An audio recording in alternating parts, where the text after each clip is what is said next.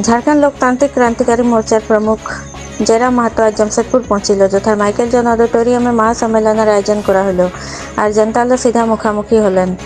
बतरे 100 युवारा झारखंड लोकतांत्रिक मोर्चार सदस्यता लिल।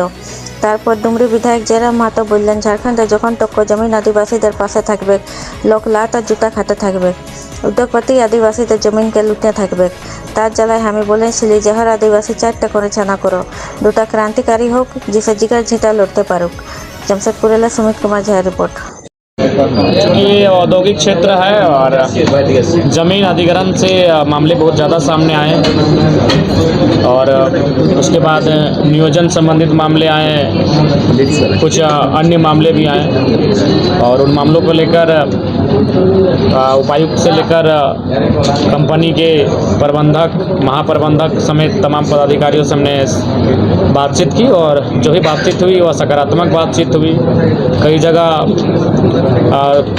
जो पेमेंट वेतन है उसे बढ़ोतरी को लेकर बातचीत हुई, कई जगह जमीन अधिग्रहण के बदले मुआवजा और नियोजन पर बातचीत हुई। तो कुल मिलाकर इस प्रकार की समस्याएं आज के जनता दरबार में आई और 2 घंटों से लगातार उनको सुने और संबंधित पदाधिकारियों से, विभाग से बातचीत करने का हमने प्रयास किया और संभवतः 2 एप्लीकेशन छोड़कर बाकी सभी पे हमने पदाधिकारियों से बातचीत की, सकारात्मक बातचीत हुई।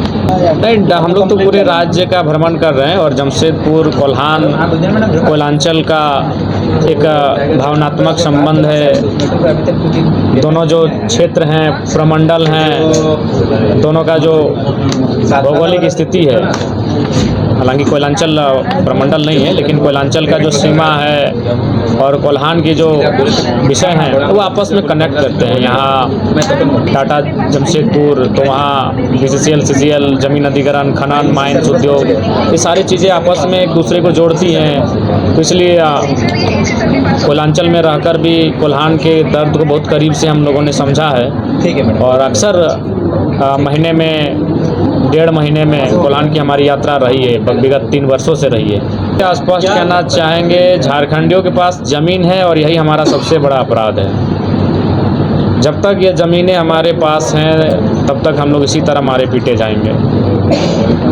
और सबसे बड़ा दुर्भाग्य है कि हमारे राज्य की जो विधि व्यवस्था है वह लाचार हो चुकी है, गुंडों के आगे नतमस्तक हो चुकी है। ये तो दिनचर्या बन चुका है।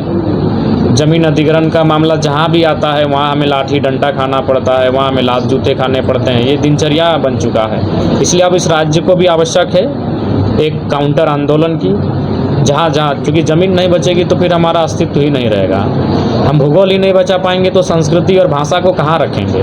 भाषा संस्कृति हम पेड़ों में पक्षी बनकर थोड़ी गाएंगे। भूगोल ही नहीं रहेगा तो हमारा अस्तित्व, हमारा पहचान ही मिट जाएगा। इसलिए आज ये सिंदरी, मैंने तो अक्सर 3 वर्षों से आप मेरे भाषण में, मेरे विषयों में कॉमन अगर कुछ पाएंगे तो वो ज़मीन पाएंगे। मैंने बार बार लोगों से आग्रह भी किया, खासकर उद्योगों के आसपास रहने वाले लोगों से, खनन के आसपास रहने वाले लोगों से मैंने कहा भी था कि आप हमारे 2 नहीं 4 पैदा कीजिए और 2 को बागी बनाइए, विद्रोही बनाइए। जब आपके सामने इसी प्रकार की आफतें आएंगी तो वो बागी बनकर उनका मुकाबला करेंगे। क्योंकि जिनको आप इंजीनियर बनाएंगे, डॉक्टर बनाएंगे, वो केस मुकदमा में उलझेंगे नहीं, 2 को बागी बनाएंगे। बहुत सारे लोगों ने आलोचना किया, हमारे इन बातों का खंडन किया, तिरस्कार किया, लेकिन आज देख सकते हैं सच्चाई क्या है। हमने स्पष्ट कहा, आज अगर आपको अपनी फसल बचानी है तो घर में 1 बेटा को सांड पैदा करना ही होगा। सांड अगर नहीं होगा तो आके कोई भी बैल बकरी आपके फसलों को चर जाएगा। वही सिंदरी की घटना है।